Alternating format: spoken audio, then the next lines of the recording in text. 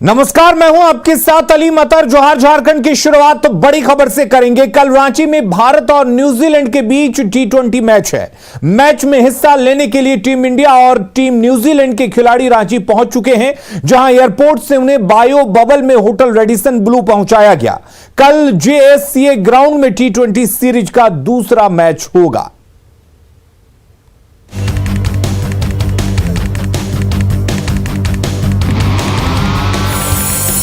Bharat New Zealand के बीच match कल।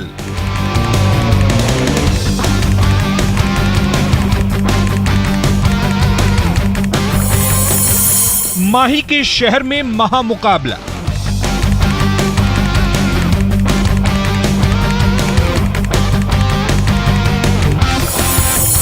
Series जीतने के इरादे से उतरेगी टीम इंडिया।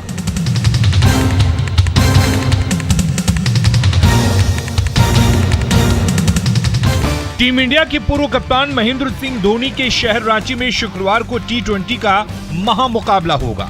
मैच में हिस्सा लेने के लिए गुरुवार को टीम इंडिया और टीम न्यूजीलैंड के खिलाड़ी रांची पहुंचे।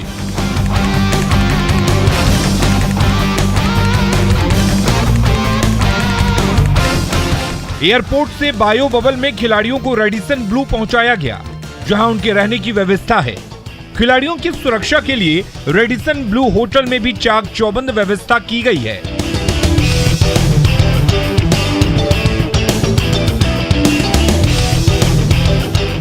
भारत रांची में न्यूजीलैंड के खिलाफ होने वाले दूसरे T20 मुकाबले में जीत के साथ 3 मैचों की सीरीज अपने नाम करने के इरादे से उतरेगा। कोच राहुल द्रविड़ और कप्तान रोहित शर्मा ने अपनी जोड़ी की अच्छी शुरुआत करते हुए जयपुर में न्यूजीलैंड को पहली T20 में 5 विकेट से हराया।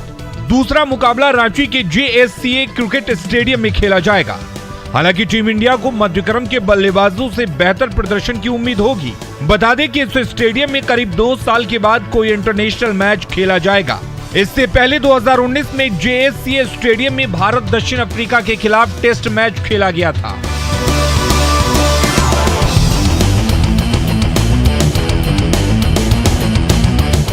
यह T20 मुकाबला करीब 4 साल बाद हो रहा है। आखिरी T20 मैच 7 अक्टूबर 2017 को भारत ऑस्ट्रेलिया के बीच खेला गया था। अब सबकी नजरें शुक्रवार को होने वाले मुकाबले पर हैं। न्यूज़ 18 के लिए रांची से संजय सिन्हा की रिपोर्ट। झारखंड के सुदूर ग्रामीण इलाकों में अब बेहतर मोबाइल कनेक्टिविटी मिलने लगेगी, क्योंकि केंद्र सरकार की पहल से जिन 5 जिलों के 7,000 गांवों को फोकस किया गया है, उनमें झारखंड के 19 जिलों के करीब 800 गांव सीधे 4G कनेक्टिविटी से जुड़ जाएंगे। इस पहल से शिक्षा और सूचना तंत्र तो मजबूत होगा ही, रोजगार के भी अवसर पैदा होंगे।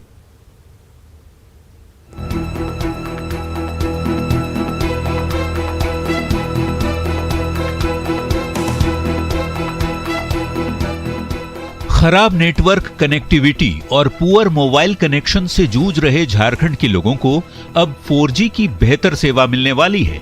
दरअसल केंद्र सरकार ने झारखंड सहित 5 राज्यों को 4G नेटवर्क से जोड़ने की योजना बनाई है, जिस पर करीब 6,500 करोड़ रुपए खर्च होंगे। केंद्र सरकार के इस फैसले से झारखंड के 19 जिलों को सीधा लाभ पहुंचेगा। इस पहल से 5 राज्यों के 7,266 गांवों में 4G आधारित मोबाइल सेवा मिलेगी। 44 जिलों के 7,266 गांवों में बेहतर कनेक्टिविटी में 6,466 करोड़ का खर्च आएगा। आंध्र प्रदेश, छत्तीसगढ़, झारखंड, महाराष्ट्र और ओडिशा राज्य इस योजना में शामिल हैं। झारखंड के 19 जिलों में बेहतर होगी मोबाइल कनेक्टिविटी। झारखंड के 800 से अधिक गांवों में बेहतर होगी 4G सेवा। मोबाइल सेवा के लिए लगाए जाएंगे मोबाइल टावर और इस परियोजना का काम 1.5 साल में पूरा करने का टारगेट होगा। 4G सुविधा मिलने से इन इलाकों में डिजिटल कनेक्टिविटी बढ़ेगी, लोग ई-गवर्नेंस का लाभ उठा पाएंगे, वहीं सूचना तकनीक तक लोगों की पहुंच भी आसान होगी। रांची, बोकारो, दुमका, चतरा, गढ़वा सहित झारखंड के 19 जिलों में कनेक्टिविटी की समस्या दूर हो जाएगी। प्रधानमंत्री की अध्यक्षता में कैबिनेट की बैठक में एक नई पहल की गई है। झारखंड को नई सौगात मिली है। प्रधानमंत्री नरेंद्र मोदी ने झारखंड के 19 जिलों के 887 गांव जहां पर टेलीकॉम सेवाएं नहीं थी, वहां सेवाएं देने के लिए अनुमोदन दिया है। इसमें बोकारो जिले के 3 गांव, चतरा के 47 गांव, दुमका के 16 गांव, गढ़वा के 35 गांव शामिल हैं। मोबाइल कनेक्टिविटी को दुरुस्त करने की केंद्र सरकार की पहल से आत्मनिर्भरता, सीखने के अवसर, सूचना का प्रसार, कौशल विकास, आपदा प्रबंधन और ई गवर्नेंस के लिए बेहद उपयोगी साबित होगा। ये कदम डिजिटल इंडिया के विजन को भी पूरा करेगा और उद्यमों और ई कॉमर्स सुविधाओं को भी इससे बढ़ावा मिलेगा। सूचना तकनीक में पिछड़े हुए गांवों में शिक्षा के साथ ही रोजगार के अवसर भी बढ़ेंगे। न्यूज़ 18 के लिए रांची से निरंजन के साथ ब्यूरो रिपोर्ट। झारखंड में अब 60 साल से ज्यादा उम्र वाले बुजुर्गों को यूनिवर्सल पेंशन योजना का लाभ मिलेगा। राज्य की हेमंत सोरेन सरकार ने इसकी घोषणा करते हुए करीब 12 लाख नए पेंशनधारियों को योजना का लाभ देने की तैयारी शुरू कर दी है। राज्य सरकार ने योजना की सफलता के लिए 100 करोड़ रुपए रिवॉल्विंग फंड में रखा है ताकि लाभुक को हर हाल में समय पर पेंशन का लाभ मिल सके। हालांकि बीजेपी ने हेमंत सोरेन सरकार पर तंज कसते हुए कहा कि इस योजना का हश्र भी दूसरी योजनाओं की तरह ही होगा।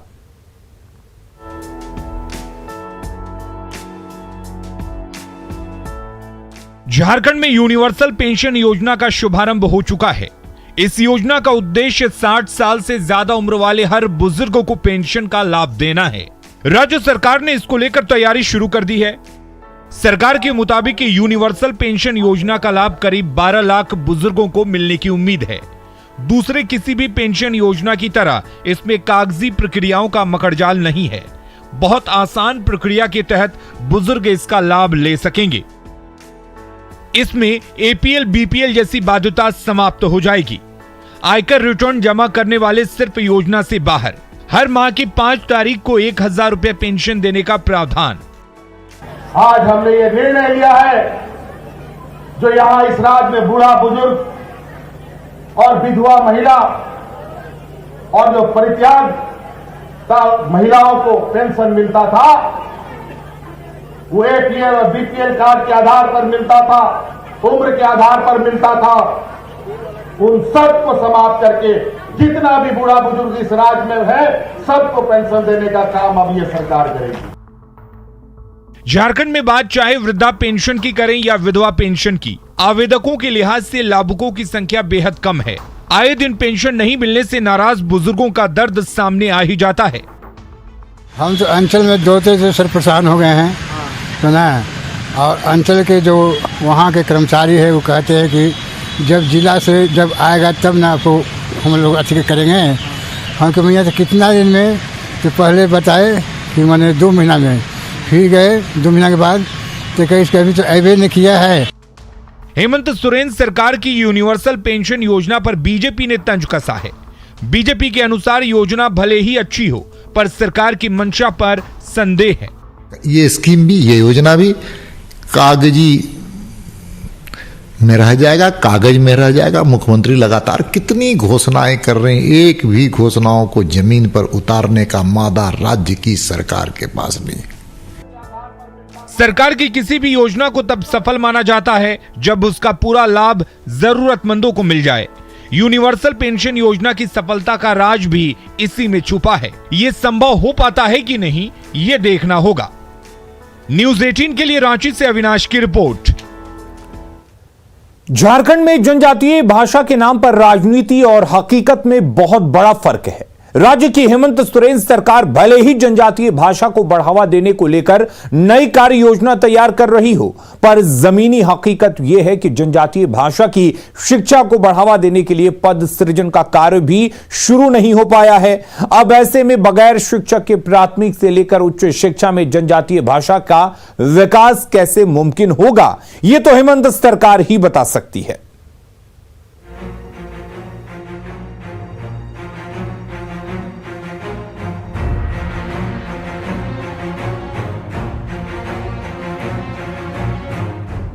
झारखंड में इन दिनों जनजातीय भाषा के नाम पर खूब राजनीति हो रही है, लेकिन हकीकत यह है कि आदिवासी बहुल राज्य होने के बाद भी यहां जनजातीय भाषाओं को बचाने में जनजातीय युवा जुटे हुए हैं। क्योंकि उन्हें पता है कि अगर जनजातीय भाषा के जानकार नहीं होंगे तो उनके इतिहास और संस्कृति को बचा पाना बड़ी चुनौती होगी। हमारे लोग पुरखों को अब भूलने जा रहे हैं, उसी के चलते हम लोग पढ़ेंगे तो फिर किसी को हम बता सकते हैं कि हाँ हम लोग क्षेत्र में ऐसा होता है। अपना रीति रिवाज संस्कृति को भूलना नहीं चाहिए। हम देख रहे हैं कि हमारे समाज के लोग अपना अपना भाषा सब छोड़ते जा रहे हैं, और जब अभी हम लोग पढ़ेंगे लिखेंगे और अपना भाषा को, और पढ़ने के बाद ही तो हम आने वाले पीढ़ी को हम बता सकते हैं कि हमारा भाषा ऐसे है। और हमारे भाषा की, अगर हमारे भाषा संस्कृति को छोड़ देंगे तो हम भूल जाएंगे। इधर हेमंत सरकार शिक्षा से लेकर रोजगार देने के नाम पर जनजातीय भाषा की अनिवार्यता का फॉर्मूला तय कर रही है, लेकिन झारखंड गठन से पहले की बात करें या राज्य गठन के बाद की, जनजातीय भाषा के विकास, शिक्षा और रोजगार में प्राथमिकता की आवाज सिर्फ राजनीति नफा नुकसान तक ही सीमित रही। आपको बता दें कि साल 1980 में रांची विश्वविद्यालय में जनजातीय एवं क्षेत्रीय भाषा विभाग की स्थापना हुई। साल 1986-87 में 51 शिक्षकों को इसके लिए रखा गया। तब से लेकर आज तक की बात करें तो इसमें सिर्फ 26 शिक्षकों का इजाफा हुआ। फिलहाल राज्य सरकार का फोकस 9 जनजातीय भाषाओं के विकास पर है। इसमें हो, मुंडारी, संथाली, खरिया, कुड़ुक, नागपुरी, पंचपरगनिया, कुरमाली और खोरठा शामिल हैं। वर्तमान सरकार ने नियुक्ति में भी 9 जनजातीय भाषा के जानकार अभ्यर्थियों को अहमियत देने का निर्णय लिया है। कुल मिलाकर जनजातीय भाषा को बढ़ावा देने के लिए राज्य सरकार रोजाना बयानबाजी तो कर रही है, लेकिन हकीकत यह है कि अब तक पद सृजन का कार्य भी सरकार ने पूरा नहीं किया है। वही सारे पद अभी यहाँ पर हैं और बातें बहुत हो रही है कि स्कूल के प्राथमिक विद्यालय के स्तर से इन भाषाओं के माध्यम से शिक्षा दी जाएगी, लेकिन अब तक वो सरजमीन पर उतारा नहीं गया है। सरकार बात कर रही है, पद भी सृजन नहीं हुए हैं और शिक्षकों की बहाली भी नहीं हो पाई है। और इसलिए जब शिक्षक भी नहीं रहेंगे, पद भी नहीं रहेगा, नियुक्ति नहीं होगी तो पढ़ाई कैसे होगी। जनजातीय एवं क्षेत्रीय भाषा को बचाने और बढ़ाने का प्रयास जरूर बेहतर है, लेकिन सरकार को यह भी समझना होगा कि काम सिर्फ योजनाएं बनाने और बयानबाजी से नहीं चलेगा। इसके लिए ठोस कदम उठाने की जरूरत है। अविनाश, न्यूज़ 18, रांची। जन जागरण अभियान के तहत प्रदेश कांग्रेस की एक टीम प्रदेश अध्यक्ष राजेश ठाकुर की अध्यक्षता में गढ़वा पहुंची। राजेश ठाकुर ने बताया कि महंगाई के खिलाफ कांग्रेस का यह अभियान 14 नवंबर से 29 नवंबर तक चलेगा। वहीं इरफान अंसारी पर राजेश ठाकुर ने कहा कि उन्हें ऐसी बात नहीं बोलनी चाहिए थी, जो बात बोलना है वो पार्टी फोरम पर बोले ताकि उनकी बात हम सुन सकें। जो विधायक होते हैं उनके क्षेत्र में कई तरह की समस्याएं होती हैं, वो अपनी बात कहते हैं अपने तरीके से, वो उनका व्यक्तिगत बयान है, उससे पार्टी का नहीं देखिए, ना समझ एक बयान से आप किसी को समझ या ना समझ उनकी वेदना क्या है। रांची में बैंक्वेट हॉल पर कोरोना के ग्रहण के बाद अब कानून की दबिश पड़ने वाली है। राजधानी रांची में 120 बैंक्वेट हॉल हैं, लेकिन रांची नगर निगम से महज 37 बैंक्वेट हॉल ही निबंधित हैं। वहीं सरकार के द्वारा पिछले दिनों लोगों से उन्हीं बैंक्वेट हॉल में शादी के आयोजन करने की अपील की गई है जो निबंधित है, लेकिन वैसे बैंक्वेट हॉल की संख्या कुछ ही है, जिस कारण लोगों ने अपने नजदीक के बैंक्वेट हॉल में शादी के आयोजन की बुकिंग करा रखी है। वहीं जिनके घरों में शादी है, वैसे लोगों को यह डर सता रहा है कि कहीं रांची नगर निगम बैंक्वेट हॉल की सेलिंग का काम शुरू ना कर दे। इस नियमावली के चलते मुझे लगता है कि एक तरफ तो व्यापार प्रभावित हो रहा, दूसरा आम जनता भी परेशान हो रही है। इसलिए कि 2-3 दिन पहले एक अखबार में विज्ञापन आया था जिसमें आम जनता के लिए भी एक ज्ञापन दिया गया था कि आप लोग वैसे हॉल को ना बुक करें जहां रजिस्ट्रेशन ना हो। निगम में आवेदन देना होगा और निगम सारी चीज़ों को जांच करके कमेटी बना करके आपत्ति प्राप्त करती है। आपत्ति प्राप्त करने के बाद अगर कोई अनापत्ति उसमें आपत्ति नहीं होती है तो उसको हम लोग लाइसेंस देते हैं। ऐसे पूरे निगम क्षेत्र में करीब 120 के लगभग मैरिज हॉल संचालित है, जिसमें से मात्र 33 का ही लाइसेंस इस। गोड्डा में जमीन के झगड़े को लेकर दो गुटों के बीच जमकर लाठी युद्ध हुआ। महिला और पुरुष आपस में घंटों भिड़ते रहे, जिसमें कई ग्रामीणों को गंभीर चोट लगी है। खाली खेत में महिला और पुरुषों के बीच डंडों से संग्राम छिड़ा हुआ है। जमीन का झगड़ा ऐसा गहराया है कि गुस्से से आग बबूला भीड़ एक दूसरे पर लाठी और डंडे से वार पर वार किए जा रहा है। अभी पुरुषों के बीच लाठियां टूट ही रही थीं कि तभी महिलाओं के बीच भी लाठी युद्ध शुरू हो गया। ये देखिए एक साथ इतनी सारी महिलाएं लाठी लेकर एक दूसरे पर कैसे टूट पड़ी हैं। तो लाठी की मार से हर तरफ चीख पुकार सी मच गई है। ये जमीन का लफड़ा है, इसमें बोला कि मतलब हम ट्रैक्टर से जोतेंगे जबरदस्ती जमीन, इसलिए जोर जनानी जितना घर में था सब गया उसको रोकने के लिए, इसको धकेल के और सब लाठी चार्ज करके मारपीट के गिरा दिया। बसंतपुर गांव के दो गुटों के बीच एक खेत को लेकर लंबे समय से विवाद चला आ रहा है। जब एक गुट उसी विवादित खेत पर ट्रैक्टर दौड़ाने लगा तो विरोध में दूसरा गुट वहां आ धमका। फिर तो दोनों तरफ से इतने लाठी और डंडे बरसे कि हर तरफ कोहराम सा मच गया। किसी का हाथ टूटा तो किसी का पैर, किसी की पीठ में चोट लगी तो किसी का सिर फट गया। मारपीट में गंभीर रूप से घायल 4 ग्रामीणों का इलाज गोड्डा सदर अस्पताल में चल रहा है। बाद में पता चला कि मार के गिरा दिया, तो वहाँ से हम लोग आए, देखते हैं 5-6 जनानी को मार के गिरा दिया है। किसी को पैर में चोट है, किसी को हाथ में चोट है, सबका लाठी टूटा हुआ। खाली खेत में लाठी युद्ध की ये तस्वीरें सोशल मीडिया में तेजी से वायरल हो रही हैं, जिसके जरिए गोड्डा पुलिस आरोपियों की धर पकड़ कर रही है। गौरव झा, न्यूज़ 18 गोड्डा। खबरें लगातार जारी हैं, आप बने रहिए न्यूज़ 18 बिहार झारखंड के साथ।